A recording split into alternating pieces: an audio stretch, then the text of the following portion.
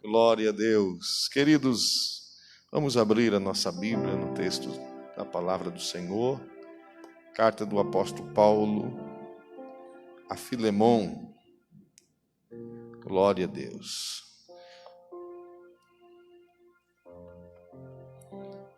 Carta do apóstolo Paulo a Filemon. Essa carta não contém capítulo, somente 25 versículos. Vamos ler o versículo de número 10. Glória a Deus, glória a Deus.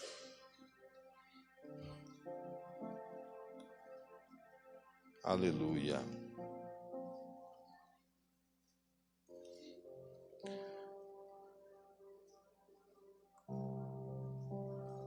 Queridos, não falte quinta-feira, viu? Grande culto. Pastor Rafti Aquino vai estar ministrando a palavra do Senhor, da cidade de São Paulo. Na outra quinta-feira, pastor Lorinaldo Miranda. Na outra quinta-feira, pastor Peter de Blumenau vai estar ministrando aqui. Glória a Deus.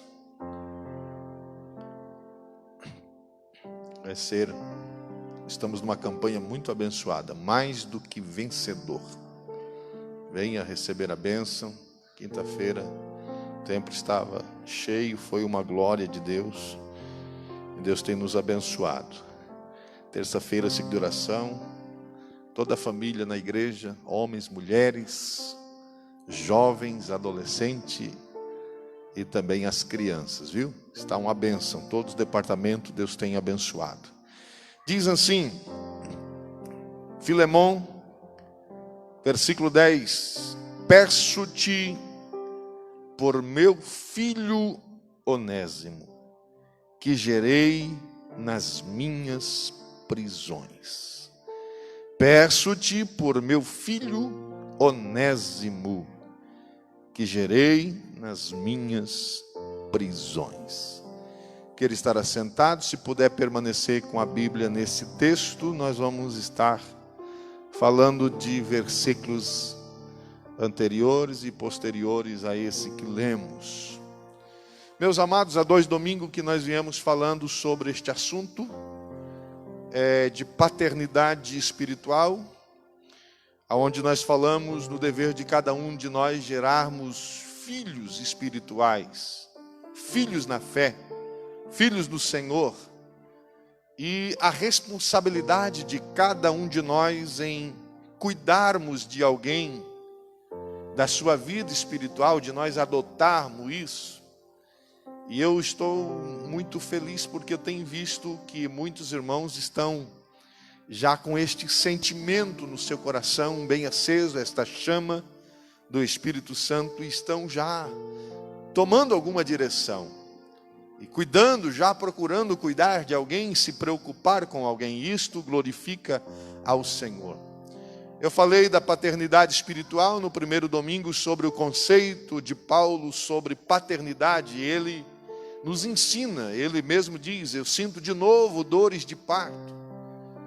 E ele chama a igreja, os filhos espirituais, de amados, de meus filhos na fé, como é o caso de Timóteo, que nós falamos no domingo passado, quando ele chama de filhos na fé.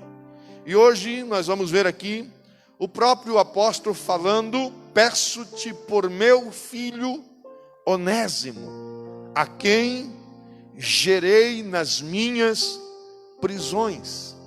Aqui Paulo tem mais um filho, este filho em que Paulo tem uma relação, e Paulo vai também nesta carta promover uma reconciliação entre Onésimo e Filemon.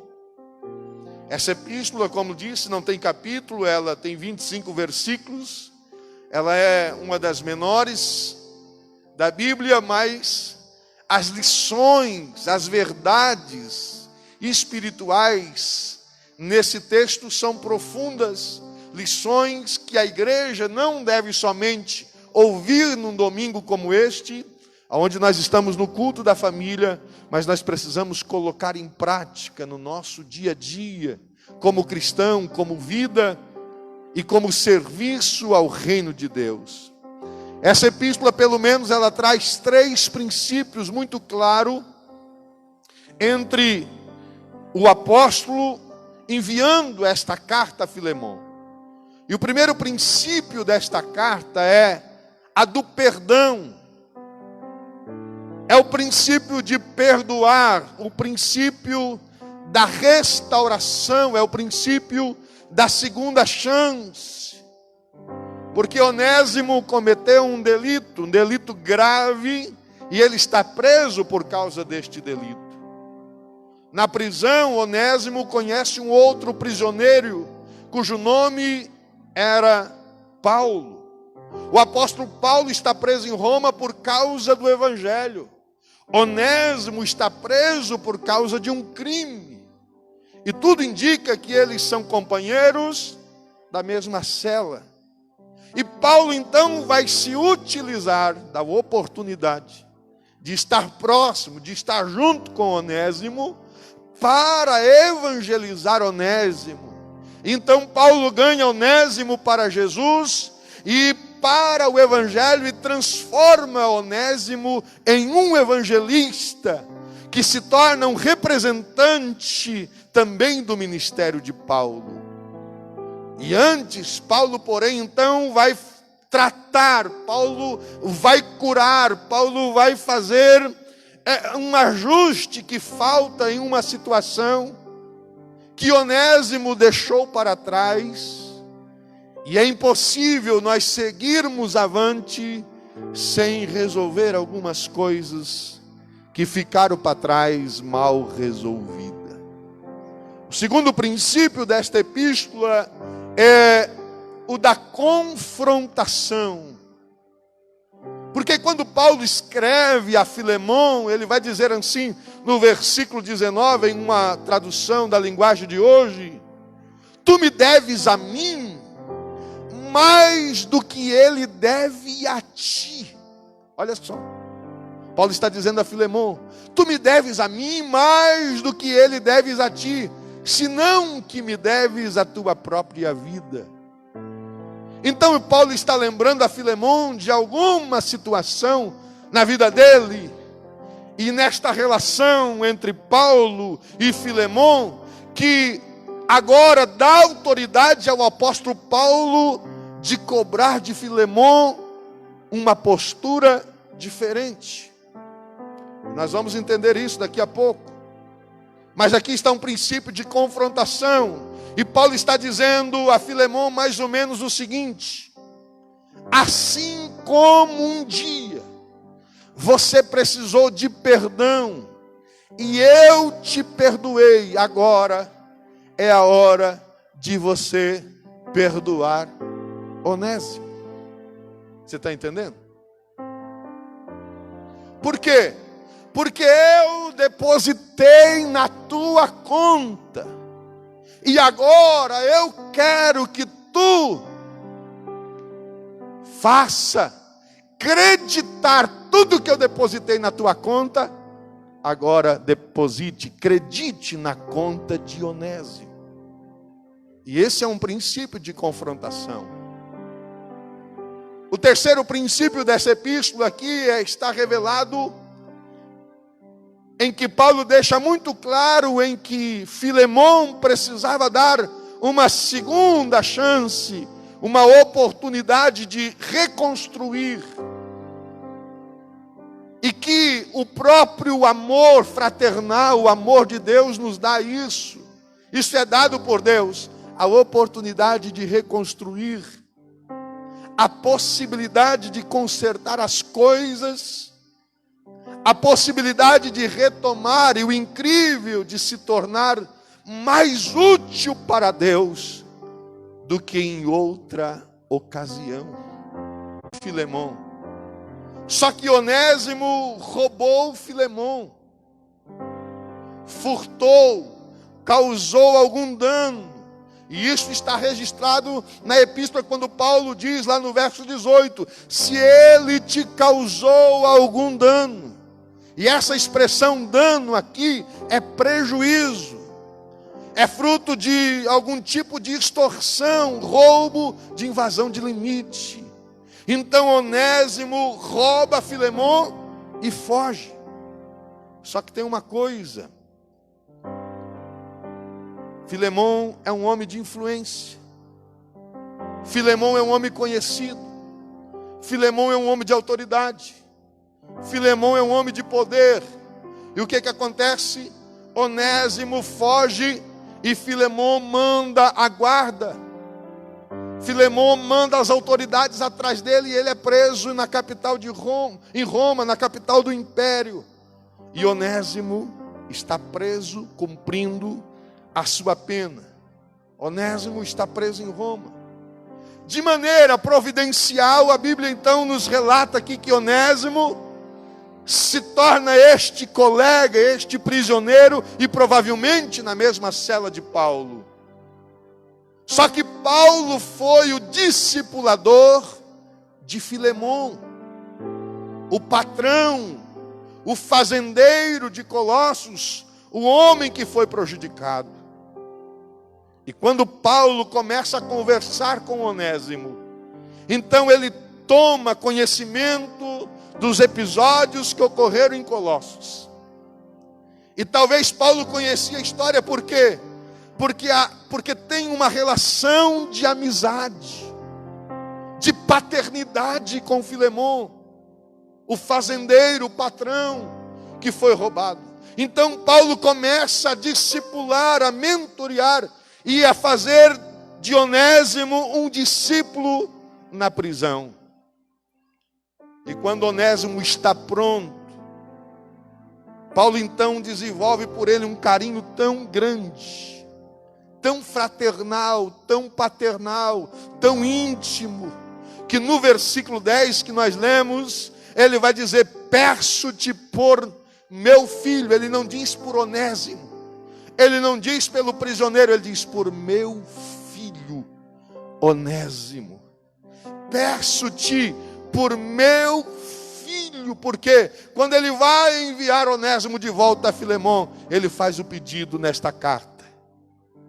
E o apóstolo Paulo, que já havia agora adotado este novo convertido Onésimo, ele não é mais um fugitivo de Filemon, não. Agora Onésimo se torna o filho amado do apóstolo Paulo. Ele é tão amado do apóstolo Paulo que quando ele quer mandar Onésimo retornar para Colossos, e quando Onésimo cumpre a sua pena, Paulo diz: você vai voltar para o lugar aonde você roubou, você furtou, você errou, você tropeçou. E no versículo 12, Paulo escreve a sua carta a Filemon e diz assim: torna a recebê-lo como estivesse recebendo o meu próprio coração. Queridos, imagine comigo, Paulo está tão tomado de um amor paternal por Onésimo, que a expressão de Paulo que ele usa para Filemon é essa: quando eu te envio Onésimo, eu estou te enviando o meu próprio coração em uma bandeja. Trate-o como você trataria o meu coração na sua mesa. E o que Paulo está fazendo a Filemon é: se você machucar o Onésimo, você está machucando o meu coração. Você está entendendo? A profunda comunhão, bom Josmar, a profunda intimidade que Paulo desenvolveu com Onésimo como se fosse isso, um filho, e realmente é um filho, e isso é paternidade quando eu comparo alguém a mim mesmo. Qual é o pai que gosta que alguém bate no seu filho? E Paulo, o que ele está fazendo? Ele está constrangendo, né, Filemão com amor. Paulo está colocando Filemão contra a parede. Paulo está dizendo para ele: você precisa perdoar. E o nome disso, desta ação, o nome desta atitude é de um pai espiritual. Agora vamos para frente. Por quê? Por que esta atitude é de um pai espiritual? Vem comigo aqui. Você lembra de alguém que você já orou por esta pessoa? Você já orou por alguém? E quando nós oramos por alguém, irmã Rolda que balançou a cabeça, o que nós fizemos por este alguém quando nós oramos por alguém? Irmã Cláudia, quando nós oramos por alguém, nós pedimos: Senhor, cura, Senhor, liberta, Senhor, transforma, Senhor, sara, Senhor, faz alguma coisa, faz o milagre que a pessoa está precisando. Sabe por quê? Porque quando nós colocamos alguém em nossa oração, nós estamos adotando como pais espirituais. Aleluia! O que Paulo está nos ensinando como igreja de Cristo, ele está dizendo: você precisa receber. Ele diz a Filemão, como que estivesse enviando o meu coração para você. Recebe o meu coração. Agora dá uma cutucada neste irmão que está do seu lado. Dá uma cotovelada nele assim. Deixa eu fazer uma pergunta. Ele despertou? Como é que nós, igreja cristã, amamos os nossos filhos espirituais a tal ponto? Ou nós somos do tipo que você é meu irmão, você é meu filho na fé, você faz parte do meu ciclo de irmandade espiritual, até enquanto você atende as minhas expectativas. Mas se um dia quebrar as minhas expectativas, eu te excomungo, eu te endemonizo, eu te massacro, eu te abandono. Que a gente vê disso, que pessoas que quando perdem a expectativa por alguém, mas o princípio da vida cristã não é isso. O princípio da vida cristã é compreender, é adotar alguém em Cristo, a se envolver a tal modo em que esta pessoa se torne como das suas entranhas. Dá-se então Paulo escrever aos Gálatas, e nós falamos isso nos domingos anteriores, no capítulo 4 e o versículo 19, quando ele diz: meus filhinhos, por quem de novo sinto dores de parto, até que Cristo seja gerado, moldado, esculpido, formado em vós. Paulo está dizendo: eu não vou desistir de vocês. Aleluia. Porque o meu amor, o meu sentimento é de pai. Não é isso, irmão César? Aleluia. E o amor paternal de Paulo por Onésimo. E quem é Onésimo? O ladrão, que agora se tornou convertido. Agora Paulo discipula Onésimo naquela prisão. Onésimo é gerado na prisão, e esse amor é tão grande, este amor é tão envolvente, que Paulo vai dizer assim: recebe, como que estivesse recebendo a mim mesmo. Faz para ele, como que se estivesse fazendo também a mim. Paulo está dizendo: se você receber Onésimo, você está recebendo a mim mesmo. E isso Paulo nos ensina o que é paternidade espiritual. É querer para os filhos na fé, no mínimo, o que você queria para você mesmo como pai espiritual. E é esse sentimento que nós precisamos ter. Outro dia nós fomos na casa de alguém, nós vimos, eu estava junto com o evangelista irmão Eliezer, e eu vi uma necessidade, e eu saí de lá, irmão Eliezer, não podemos deixar daquela forma, porque eu preciso fazer pelo menos aquilo que eu queria que fizesse comigo. Em outro versículo, Paulo vai argumentar, e ele vai na carta escrever, e nota, ele vai dizer, olha, Onésimo fugiu, mas agora faz uma carta dizendo, ele cumpriu a pena, ele vai ser liberado. E Paulo está dizendo assim para Onésimo, Onésimo, tu estás saindo, tu estás cumprindo a tua pena, mas agora você precisa ir a Colossos, não fuja, vai, enfrenta Filemon. E eu estou mandando uma carta aqui, e esta carta aqui é para te enviar para ele. Por quê? Porque quando ele ler esta carta ao teu respeito, junto com esta carta está indo o meu coração, eu estou enviando o meu coração. E na carta Paulo vai dizer, receba como que estivesse recebendo a mim mesmo. E o verso 13, depois Paulo vai dizer assim, não estou te enviando Onésimo, porque ele não me serve. Ele diz, ele me é muito útil, eu queria mantê-lo aqui. O que Paulo está dizendo aqui, irmãos? O que Paulo está dizendo, eu não estou te mandando alguma coisa que seja ruim. Eu não estou te mandando algo para me ver livre dele, não.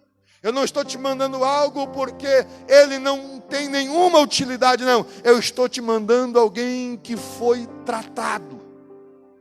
Ei, alguém que foi transformado pelo poder do Evangelho.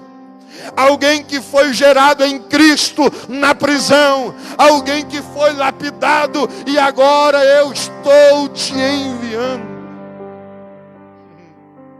E Paulo vai dizer assim, olha, eu gostaria de mantê-lo aqui comigo. Ele diz isso. Ele diz, mas eu vou enviar a ti para que não te toma força. Então, o desejo de Paulo era que Onésimo permanecesse com ele. E esse desejo era tão grande que ele diz a Filemon, se eu retivesse Onésimo aqui, eu estaria violando o teu direito de ter o privilégio de recebê-lo. Agora veja o extraordinário no verso 11, que ele diz assim, outrora ele foi inútil. Antigamente, em algumas versões diz, ele não tinha utilidade para ti. Vamos dar uma paradinha aqui e olhar esta expressão. Antes, no outro tempo, ele não tinha utilidade para ti. Mas agora, ele é muito útil a ti e a mim. Olha o que Paulo está dizendo aqui.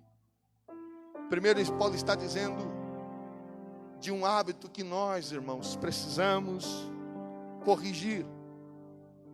É o hábito que nós não temos, muitas vezes, de dar a alguém a oportunidade da segunda chance. Uma vez pecado, uma vez esta pessoa caída, uma vez esta pessoa ferida, uma vez este vaso que foi trincado, não serve mais para conviver com a gente. Porque a gente é um grupo de anjo humanizado. Aqui ninguém peca, aqui ninguém erra, aqui ninguém falha.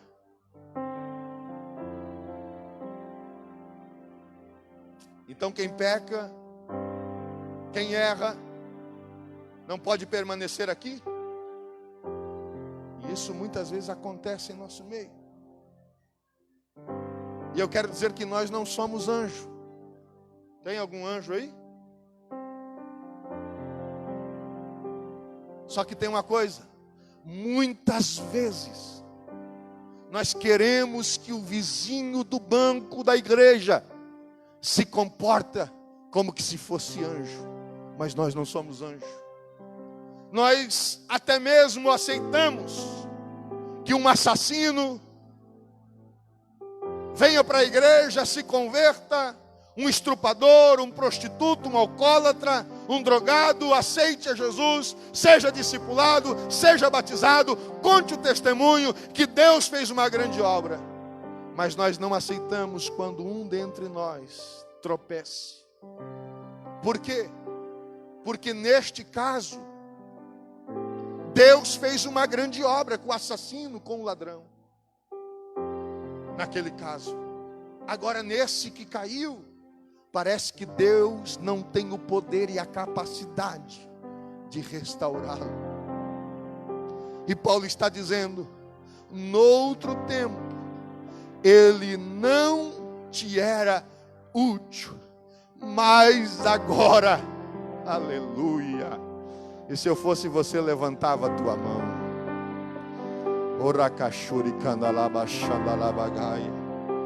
Porque agora ele é muito útil para ti e para mim. Aleluia. Queridos irmãos, há uma oração que os judeus fazem todos os dias, uma das orações que os judeus fazem todos os dias, e uma delas é: ó Deus de novos começos e Deus de novas oportunidades, eis-me aqui. Eu quero que você vire para o irmão que está do seu lado e diga esta palavra: Deus é Deus de novas oportunidades. Diga para esta pessoa que está do seu lado: Deus é Deus de novas oportunidades. Oh glória! Nós precisamos entender aqui, queridos, o que o apóstolo Paulo está nos ensinando. E aqui é constrangedor. Por que é constrangedor? Paulo está constrangendo Onésimo, ou seja, a Filemão, acerca de Onésimo. Ele está dizendo que ele é útil, ele está dizendo que está devolvendo Onésimo, não aquele que ele era ontem, mas alguém agora, um Onésimo transformado pelo poder de Deus. Ele está dizendo agora sim, que a partir de agora, aquilo que tu não querias, aquele homem que tu não desejava, voltar para aí. Paulo está dizendo assim: ele agora, ele é um obreiro do meu ministério. Ele é um evangelista do meu ministério. Ao tanto que quando Paulo envia Onésimo com uma carta, Onésimo não voltou para Colossos simplesmente com a sua carta de aforria ou de liberdade, ou a carta de Paulo a Filemão para que o recebesse no Senhor, não. Onésimo, ele volta para Colossos, mas ele volta com uma carta para o seu patrão, o fazendeiro Onésimo, mas ele volta com uma carta para a igreja de Colossenses, a igreja de Colossos. Aleluia, os irmãos em Colossenses, aleluia. E ao tanto que Paulo, quando vai escrever esta carta, que é enviada por Onésimo, ele escreve lá, os irmãos em Colossenses capítulo 4 e o versículo 9: envio Onésimo. Aleluia. Sabe o que isso significa? É que Deus pode pegar alguém que eu e você estamos desprezando, alguém que eu e você não acreditamos mais, alguém que já frustrou as nossas expectativas humanas, alguém que já nos decepcionou, porque nós apostamos, nós confiamos, mas esta pessoa pode ser transformada e ser um mensageiro do Evangelho, da sua graça para a sua igreja. Oh, aleluia. E se você acha ruim isso, Paulo explica isso em Romanos capítulo 14. Ele diz: quem é tu que julga o servo alheio? Você está compreendendo o que Paulo está nos ensinando aqui com esta carta a Filemão? Paulo está desconstruindo, Paulo está desorganizando toda a argumentação de Filemão acerca de Onésimo.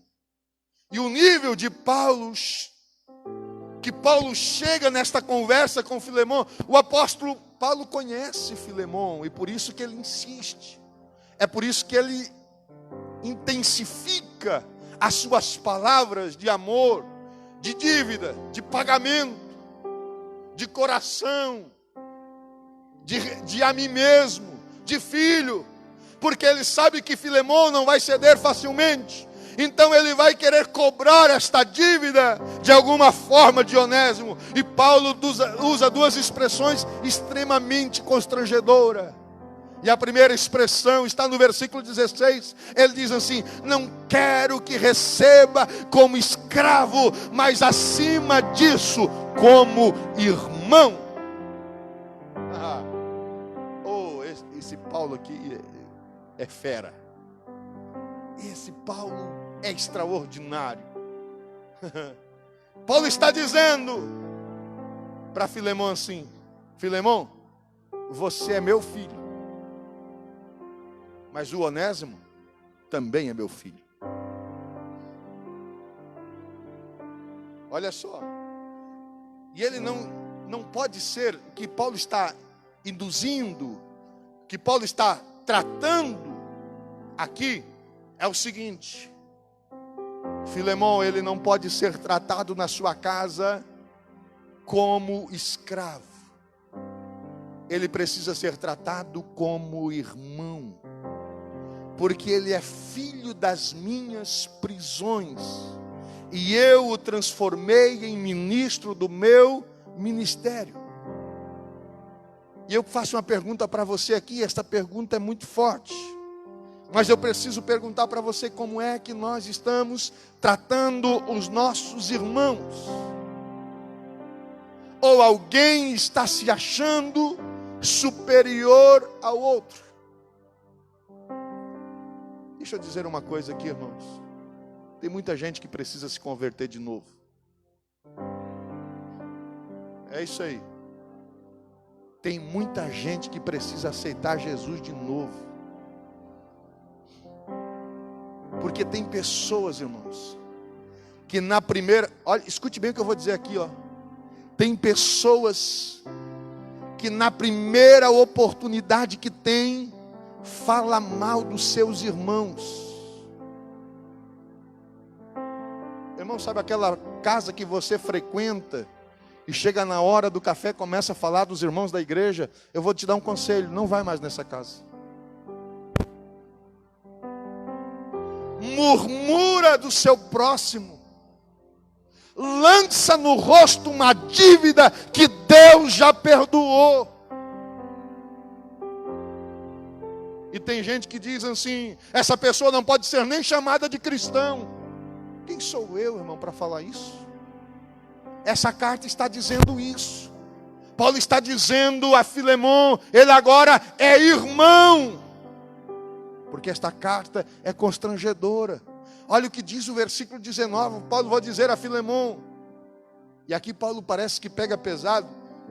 Eu não sei porque que os irmãos estão assim, me olhando com esse olho regalado, hein? Porque parece que Paulo pega Filemão assim pelo colarinho, sabe? E coloca Paulo coloca Filemão na parede e diz assim: quem é tu, cara? O que tu está pensando que tu és? Ele também é teu irmão.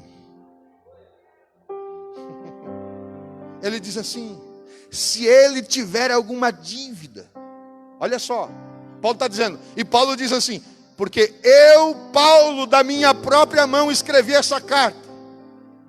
Paulo está dizendo: olha, não foi ninguém que escreveu, foi eu que escrevi. Eu te pagarei, para não dizer que tu me deves a tua própria vida. Sabe o que Paulo está escrevendo aqui? Ele está dizendo: olha, eu escrevi com as minhas próprias mãos, eu não mandei ninguém escrever, eu cuidei de fazer, e eu pago a conta de Onésimo. Só que se você quiser cobrar a conta de Onésimo, olha bem, faça a conta de quanto tu me deves. Você está entendendo? Tu queres cobrar a conta de Onésimo, então tu faça a conta de quanto tu me deves. Abate a dívida de Onésimo, porque na dívida que tu tens comigo, porque quando tu somar, o que Paulo está dizendo nas entrelinhas é isso, porque quando tu somar, tu vai perceber que tu me deves a tua própria vida. Era isso que Paulo queria que Filemão entendesse. E é constrangedor tudo isso. Esta carta é a carta do amor, e o amor de Deus nos constrange, porque Paulo está lembrando a Filemão de alguma situação em que a vida de Filemão estava em risco, mas Paulo foi lá e salvou e resgatou. Ele foi instrumento de salvação para a vida de Filemão. Então Paulo está dizendo: lembra da dívida que tu tinha comigo, faz uma conta aí, tu vai ver que tu me deve mais do que Filemão deve para ti. E ele vai dizer assim no versículo 18: e se ainda ele deve alguma coisa, coloca na minha conta. Isso é paternidade espiritual, queridos. E aqui eu caminho para o final, porque o que Paulo está dizendo é o seguinte: é que você deve trazer aquele déficit do outro, que você chama de irmão, de filho, e colocar na tua conta, no teu superávit, no teu crédito. Paulo está dizendo assim: você não é mais espiritual do que o outro, então pega aquele que é menor, menos espiritual, e aquilo que ficou negativo na conta, coloca na tua conta de crédito. Paulo está dizendo: você precisa equilibrar a balança, você precisa compensar, você precisa dar um desconto. Paulo está dizendo: porque você não é mais, você não é melhor, você não é mais espiritual. E Paulo está dizendo: suporta aquele que é menos espiritual. Aleluia. Suporta aquele que é mais fraco por causa da tua fortaleza, aquele que é menos espiritual por causa da tua espiritualidade. Você não é mais santo, você não é mais crente, você não se diz mais crente, você não se diz mais santo, então suporta a fraqueza daquele que é mais fraco. Coloca na tua conta. Paulo está dizendo para você, Paulo está dizendo para mim, Paulo está dizendo para Onésimo: você não pode julgar, para Filemão, você não pode julgar Onésimo, você precisa debitar isso na tua conta. Porque se você tem algum crédito, é porque um dia eu depositei também na tua conta. Irmãos, um dia Jesus depositou na nossa conta. A nossa dívida era impagável. Se tem algum crédito na nossa conta, é porque Ele acreditou em nós. Ele acreditou em você. Aleluia. Nós não podemos estar lançando no rosto, nós não podemos estar quebrando aquilo que Deus tem para nós. Nós precisamos assumir a responsabilidade de alguém, colocar na nossa conta e dizer: conte comigo, porque eu vou te ajudar você vencer esta fraqueza. Aleluia. Deixa eu dar um exemplo aqui.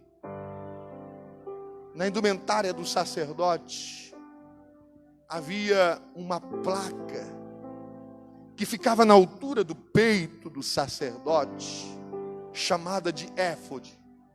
O éfode representava a autoridade sacerdotal. O éfode era para o sacerdote tão importante que quando chegou a hora de Arão morrer, ele não morreu, porque ele estava com o éfode. E a Bíblia vai dizer lá em Deuteronômio: para que tirasse o éfode de Arão e vestisse no seu filho, para que Arão fosse recolhido. Porque enquanto a autoridade estava na vida de Arão, ele não morreu. Então o que é o éfode? O éfode é 12 pedras. 12 pedras, cada pedra tem uma cor diferente.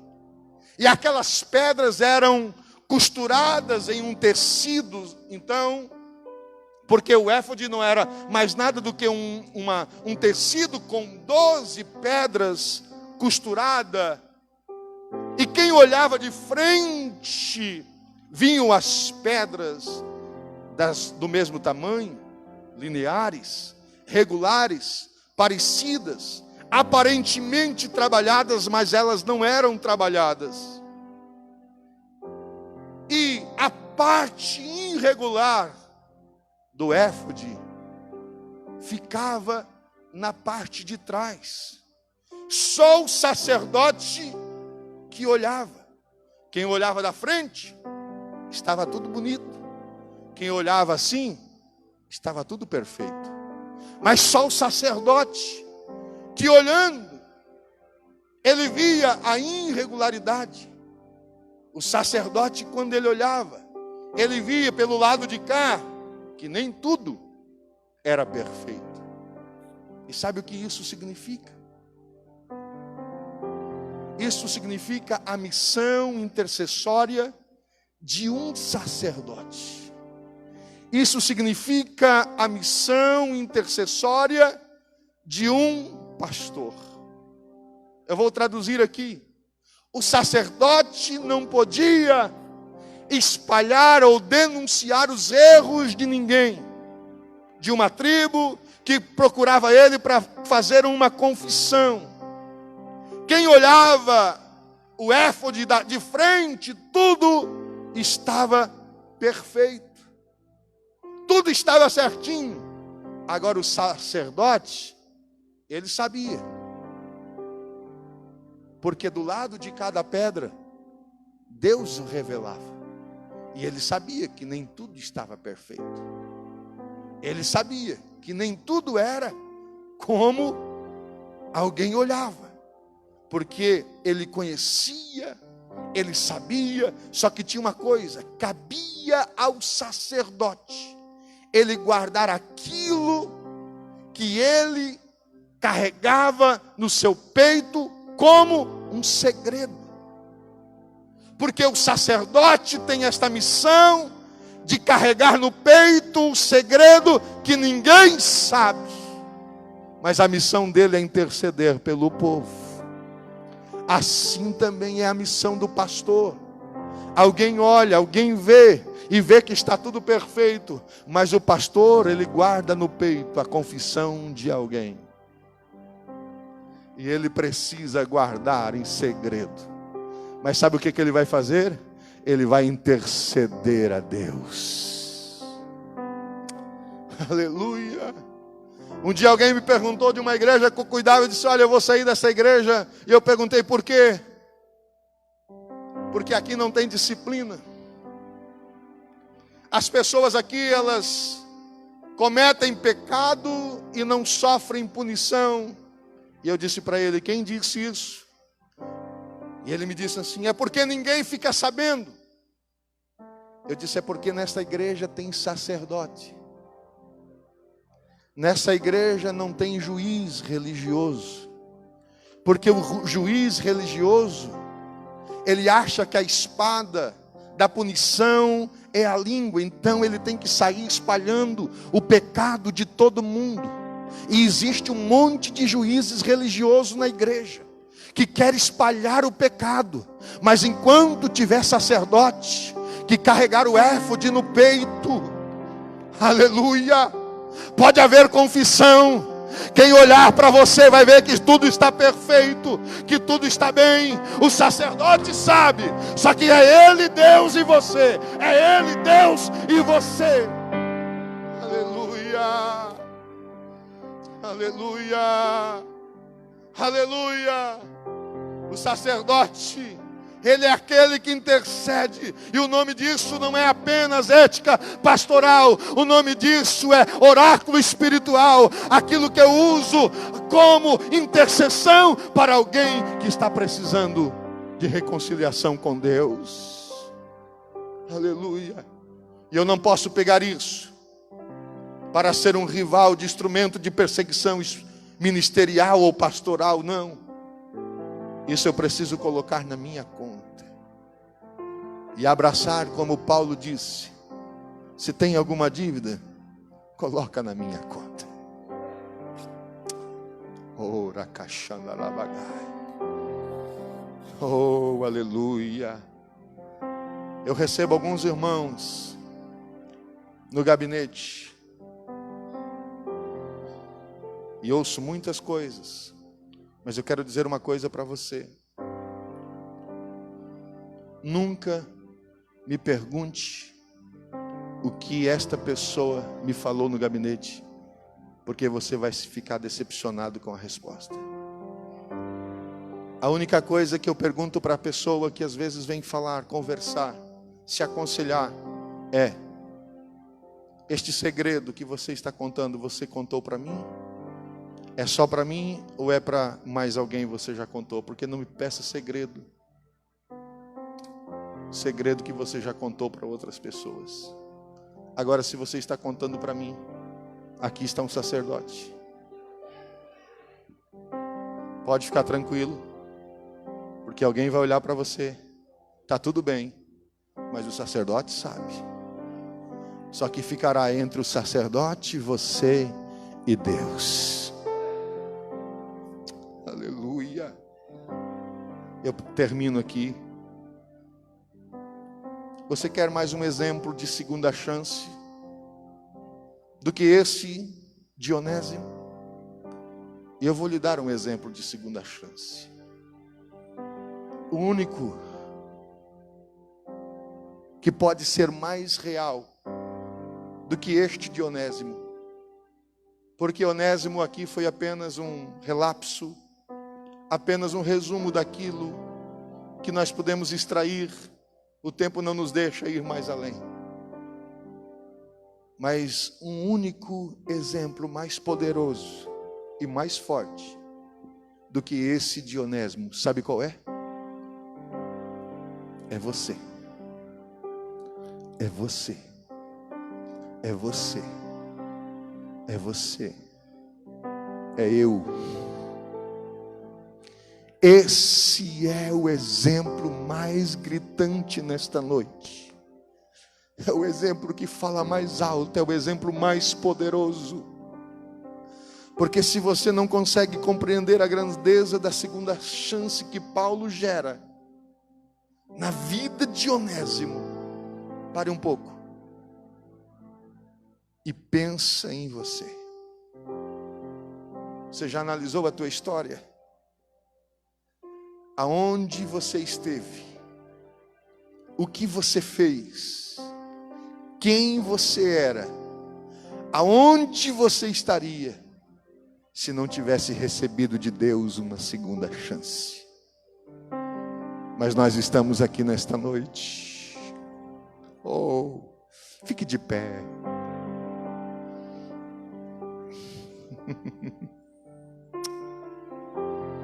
Por quê? Olha aqui para mim. Eu encerro aqui, a gente ora. Porque Jesus, olhando para o Pai, disse assim: recebe o Joede. Jesus, olhando para o Pai, disse: recebe a Maria. Recebe o João. Recebe o Pedro. Recebe a Áurea, recebe o Felipe, recebe o Marcos, recebe o Mateus, recebe o Lucas. E Jesus disse assim: como eu estivesse dando o meu próprio coração. Jesus está dizendo: recebe esses, Pai, recebe esses. Eu não sei se há alguém aqui nesta noite que está precisando de uma segunda chance, mas esta noite é o momento que o Espírito Santo te dá e diz: eis aqui uma segunda oportunidade. Por isso que o profeta Isaías vai dizer lá no capítulo 53 e o verso 11, ele diz assim: ele verá, está falando de Jesus, o fruto, o resultado do seu sacrifício, do seu sofrimento, e ele ficará satisfeito. Sabe o que significa isso?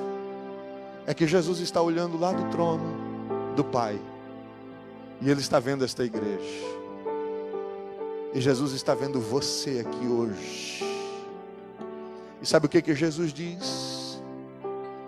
Neste momento, diante do trono do Pai, ele diz assim: valeu a pena aquela cruz. Valeu a pena aquela cruz. Eu quero convidar alguém nesta noite que está aqui, seu coração bate forte, o Espírito Santo está falando com você, e talvez você pensou que não teria uma oportunidade, mas o Espírito Santo está dizendo nesta noite: eu estou te dando uma segunda oportunidade. Eu quero convidar alguém para sair do seu lugar, do seu banco. Você que quer receber de Deus nesta noite uma segunda oportunidade, sai do teu lugar, vem aqui, eu quero orar por você. Nós já temos vindo pessoas em lágrimas aqui nesta noite. Aleluia, aleluia. Oh, aleluia, aleluia. Aleluia. Aleluia. O Deus da segunda oportunidade está aqui neste lugar. E eu sinto a presença dele aqui. E como Pai, ele está dando uma oportunidade para alguém. E você disse: como que eu vou vencer? Será que alguém ainda tem a capacidade de me amar? Será que eu posso ser amado? Será que eu posso ser abraçado? Será que eu posso ser abraçado, compreendido por alguém? E o Senhor diz para você nesta noite: é eu que te amo. Aleluia. Eu pago a tua conta, eu pago a tua dívida, eu apago o teu passado, eu não lembrarei mais dos teus pecados.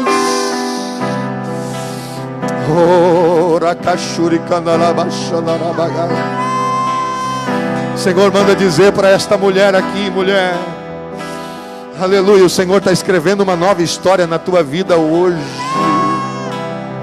Ele está virando a página. Hoje é o dia de uma oportunidade. O amor de Deus te constrange. Ele te ama. Ele diz para ti: eu te amo.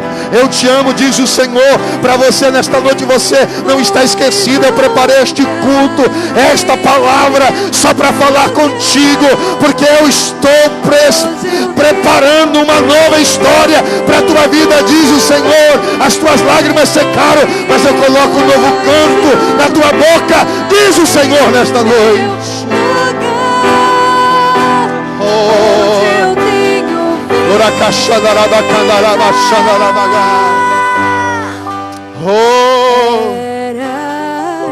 Eu sei o que o Espírito Santo ia fazer aqui neste lugar. Tem mais alguém nesta noite que quer uma oração? Quem sabe pela tua casa, pela tua família, pelo teu lar, o teu casamento. Sai do teu lugar e vem aqui. A tua vida espiritual não vai bem. Aleluia. As tuas emoções e os teus sentimentos não estão controlados. Mas nesta noite é noite de restauração, é noite de mudança, é noite de renovo. O pai se encontra com o filho, e diz para você: eu não desisto de você. Valeu a pena todo o investimento, valeu a pena toda a dor, valeu a pena toda a lágrima, valeu a pena todo o sofrimento.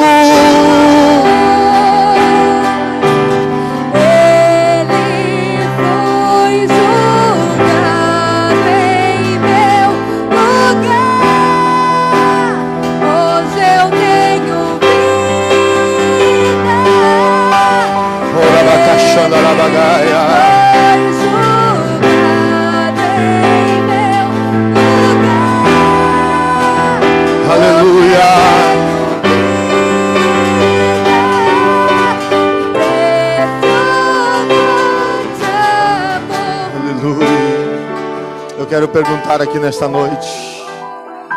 Escute aqui. Olha aqui para mim. Vocês que estão aqui. Vocês que...